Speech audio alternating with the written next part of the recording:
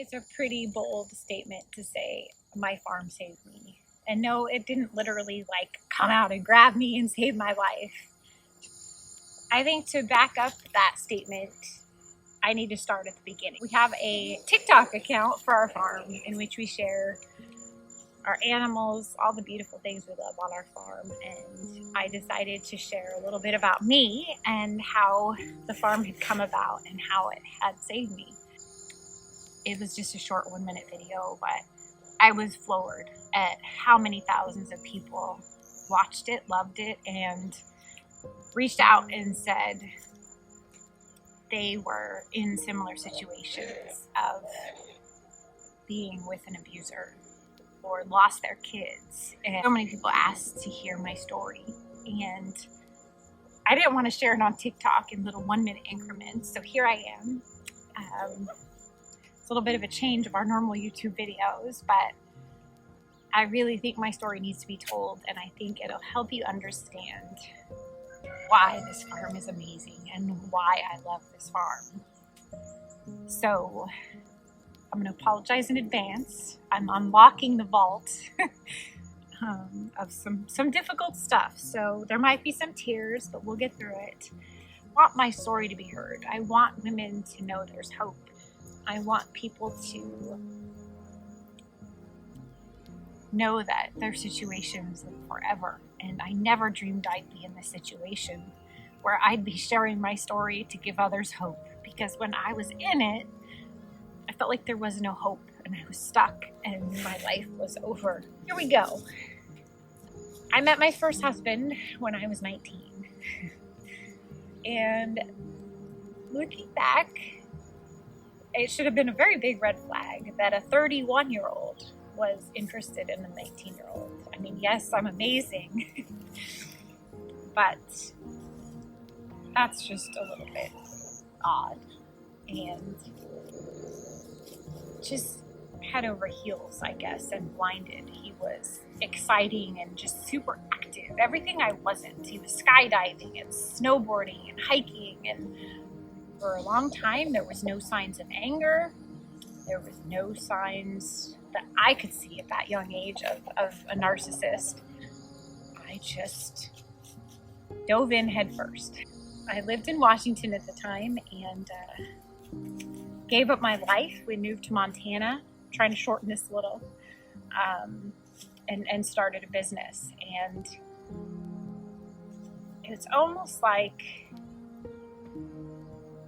moving and starting a business just opened up the floodgates of all this monster that was hidden inside of him. You know, it started with just a lot of anger, crazy anger coming from him, just explosive anger. And then it started escalating into anger, always directed at me. It just kept getting worse and worse and worse, and I became the punching bag of all his insecurities and fears and stress, and I would take it. That was me. I was always the person that would just take it, and I just was crumbling inside and believing that somehow I deserved this. Meantime, we were building this incredible business that was bringing in obscene amounts of money. I mean, here I was in my young 20s, and I had more money than I knew what to do with, which was almost like a drug, right? It made me excuse the abuse. I kept it hidden. I wouldn't tell my family. I wouldn't tell my friends because I was embarrassed. I didn't want anyone to know that behind the facade of this great life was just hell. Just hell. Kept getting worse, and I kept thinking I was failing. I kept thinking it was my fault, and if I could just love him more, it would fix it. Never got physical, and I remember always wanting it to be, which sounds so messed up, but I used to always think, if he just hit me, then I'd leave. Probably wouldn't have. I'd probably make the same excuses. I thought, okay, if we start a family, that'll settle him down. Maybe he just needs the love of children. I knew I wanted to be a mom, so we had a son. And for me, it was amazing. I was growing this human inside me, but he never enjoyed it. He never shared these great moments with me. It was more like he accepted that this is what was happening, but there was no lovingness about it. And it was hard. And I remember the night I went into labor, even the night I went into labor, he exploded and got mad at me because I woke him up and made him go to the hospital in the middle of the night. And I gave birth to the most beautiful little boy. And I loved being a mom. It was the most amazing experience for me. And we had another child, another boy, and it didn't help. It became harder in a sense, because then I had to battle between loving my children so very much and always feeling like I had to protect them from what their father really was. So always walking on eggshells, making sure they didn't do anything that would cause an outburst from him. And it was exhausting. I had severe postpartum depression with my second, and most people would support their spouse and try to help them through something like that, but all I got was anger and blame for something being wrong with me. Well, I just accepted this was my reality, and I felt stuck. Here I had 2 boys that were little. I had this business that was making lots of money. All my needs were taken care of. But I was miserable. I was made to feel like the worst person on the world, in the world. Everything was my fault. Everything. And I just got to the point where I believed it. I believed I wasn't worthy of anything more, and that I was stuck and this was my life. And there were so many moments where I wanted to die. And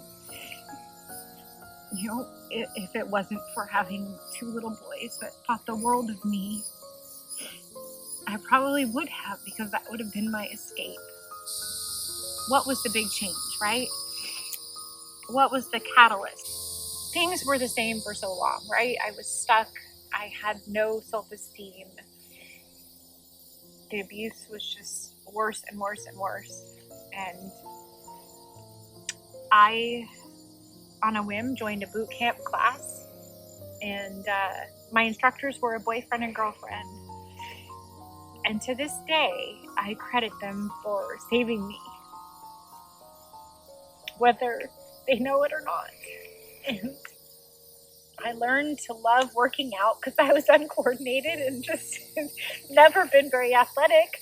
But suddenly I found this boot camp and I got really good, and I was good at something, and they gave me lots of praise, and they just built me up. And I didn't share what was going on, but I think deep down they knew. They knew because of how much I craved this 1-hour class twice a week. I was crazy about it. As I got so into this and loving it and got stronger, my husband sensed it and he hated it. He thought I was sleeping with them. He thought just everything in the world was being thrown at me from him. But I didn't let it stop me. And that's how I knew I was changing. Because in the past, any time that he would object or get upset, I would stop. Because I didn't want to suffer his wrath. And I started competing in fitness competitions, which I know sounds crazy and extreme, but it was like the more I got stronger physically, I got stronger mentally. And I had these two people that believed in me and believed in me wholeheartedly. And it was crazy because the stronger I kept getting, the more he was fighting and trying so hard to pull me back and keep me. The day after I stepped on stage, the first time for the competition, the next day was Mother's Day. And I went and told him I'm leaving. And it was so hard, but also so freeing at the same time. And he didn't make it easy at all, as you can imagine. Really, was the breaking point for me was, for a lot of years when our kids were little, he was pretty good about keeping the anger and the abuse away from the children. I never wanted them to see it. But towards the end, he stopped caring, and he would explode at me and say such vile things to me in front of our kids. And we'd sit there and watch and hear these things that my father would say. And, they'd find me in the room just in a ball crying. And I couldn't keep letting them see this. And I think that was the breaking point. So I left. And, in hindsight, I wish I had done more. I didn't ask for alimony. I didn't ask for anything. I just wanted it done. So I kind of screwed myself. Here I had gone from having more money than I knew what to do with to being broke. And that was hard, right? But it was okay because I was away from the abuse and got my own place. And in the beginning, my boys, they just wanted to be with me. They didn't sorry, there's a lot of bugs, it's Florida. They wanted to just be with me. But in typical narcissist fashion, their father realized that since he could no longer control me, the only thing he could do that would hurt me would be control my children. So he started putting his claws and his poison into them and poisoning them against me. The way that he worked, if he hated somebody, you had to hate that person, or else you'd be punished by him. And in my life, I lost so many friends because of that.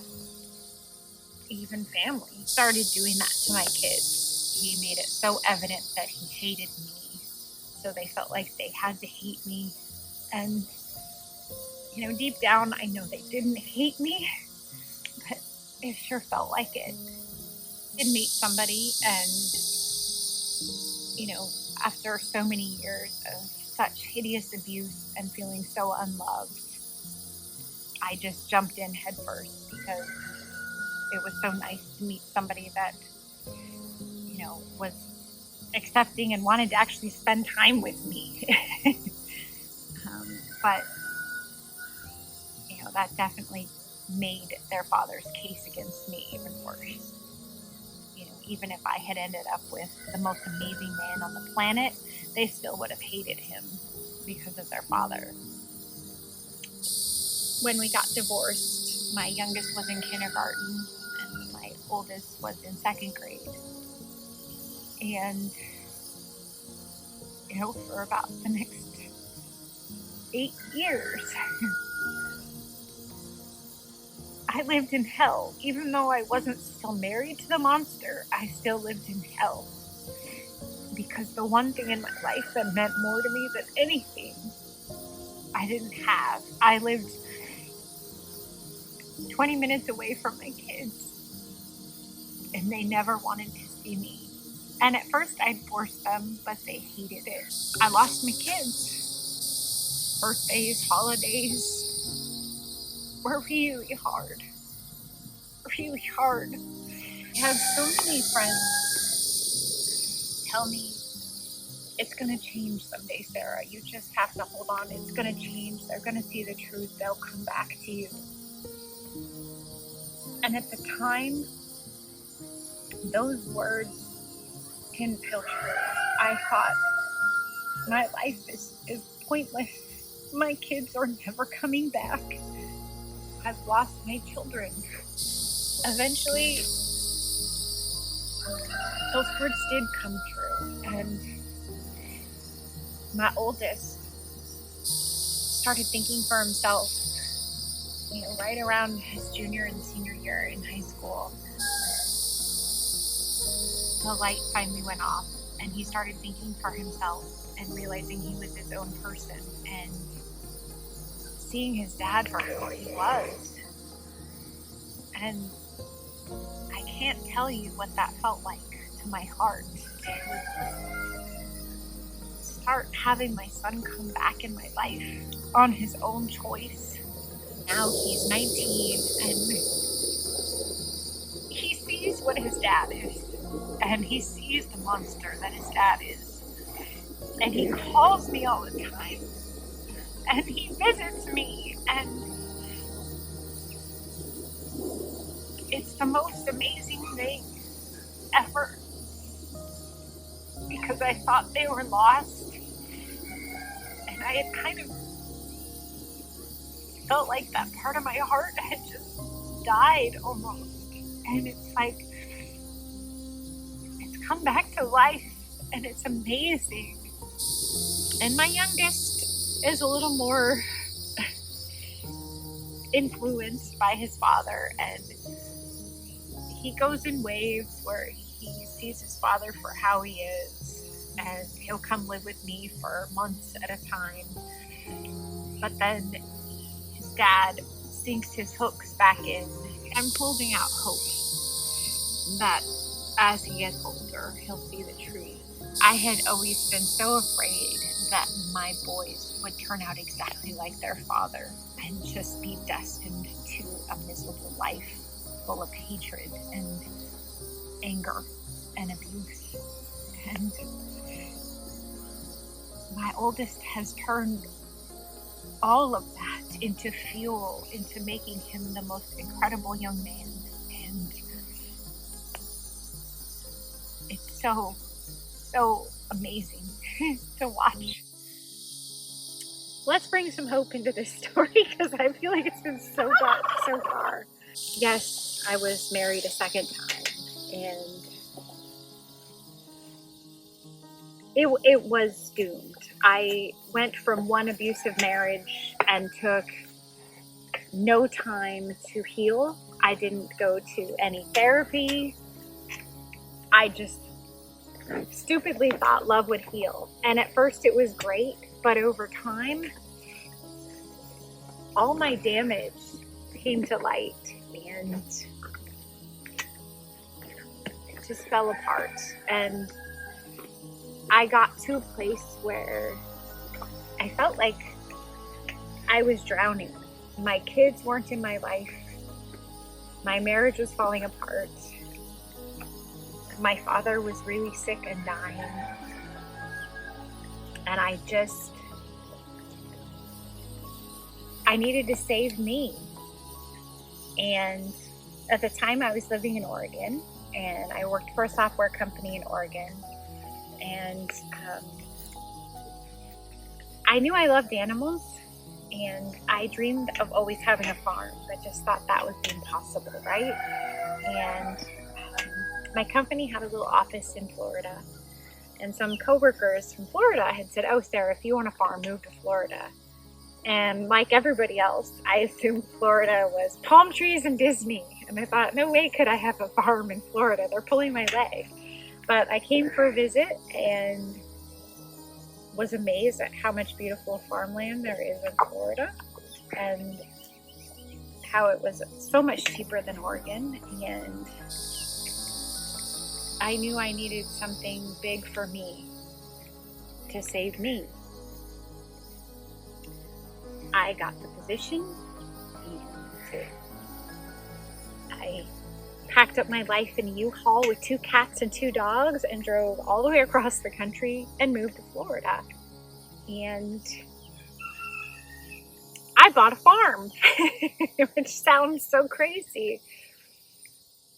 But I bought a farm, and so many people said, oh, that's my dream, I could never do it. You can do it. I am not rich. I didn't make $1 million a year. I bought 8 acres with a mobile home, knowing that it was going to be a labor of love and it was going to be slow, but damn it, I did it.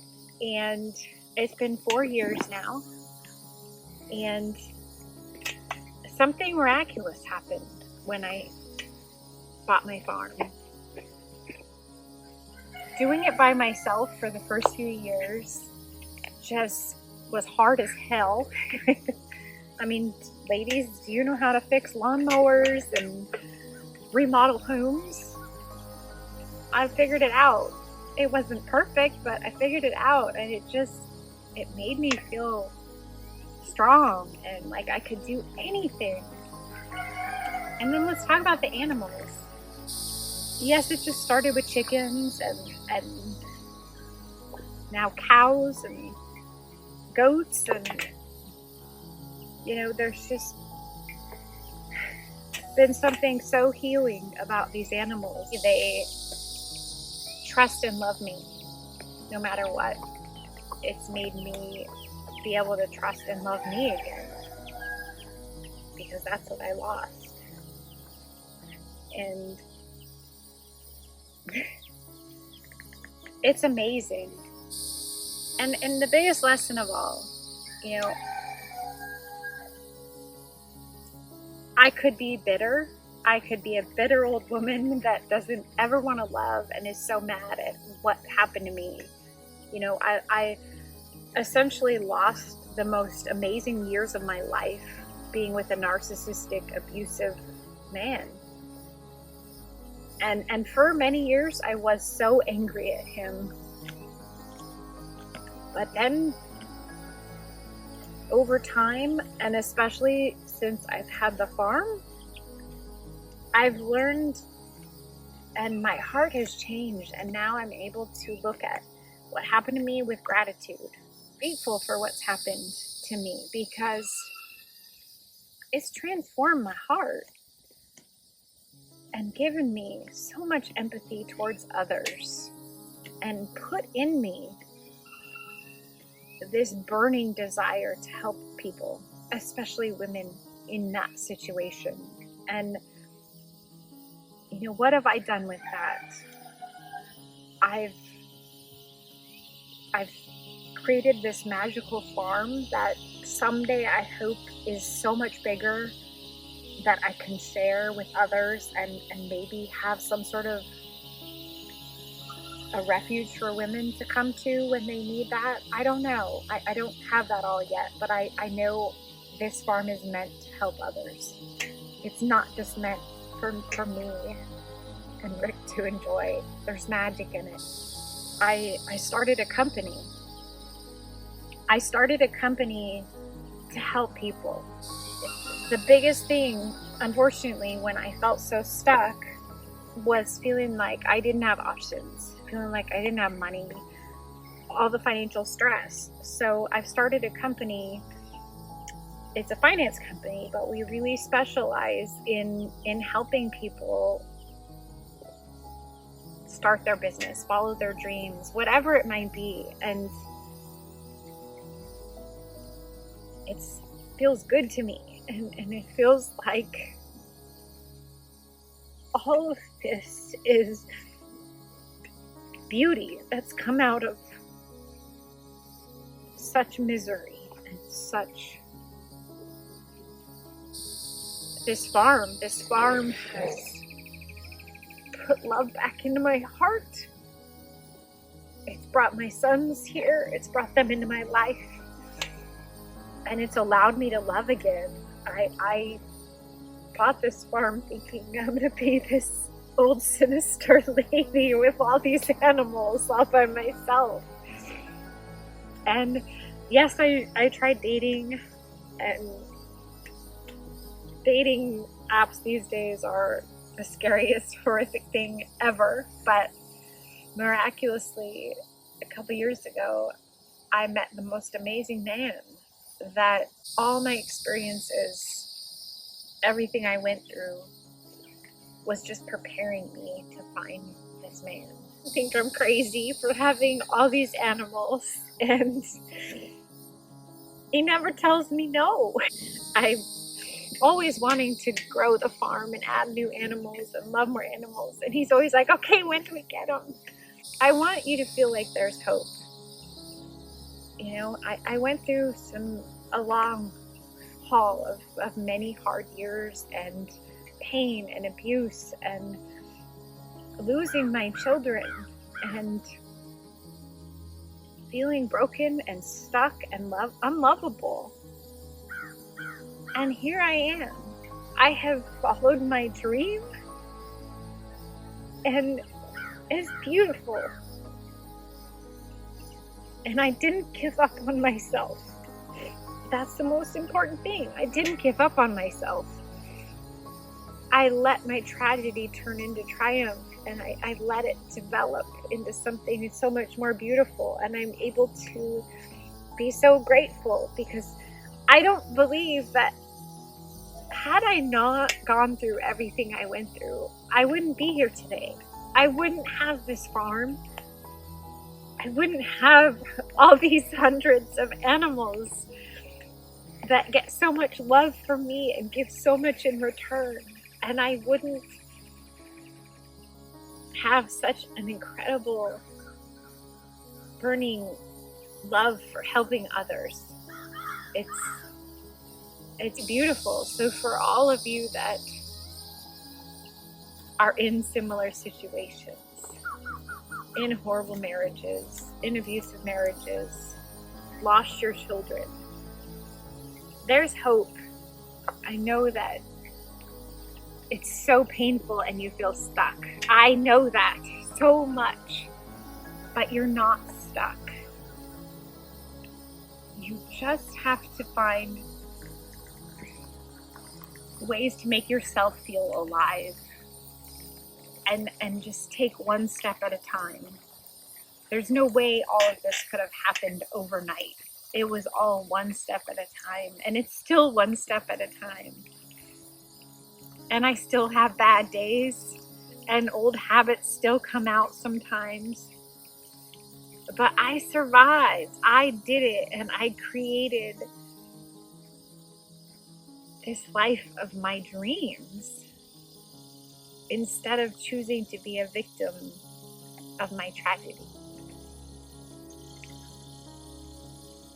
So thank you for sitting through this, and I hope you got something out of it. And for those of you that want the farm life, because so many of you said that, I'll make a video on that. I briefly touched on that, but I think it's worth sharing how this farm came about and how I did it and how you can do it too. And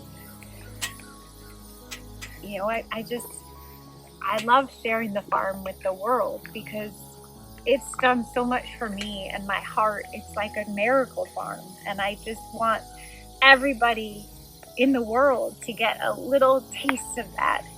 And whether it makes their heart happy, whether it gives them peace, whatever it might be, that's what I want to share.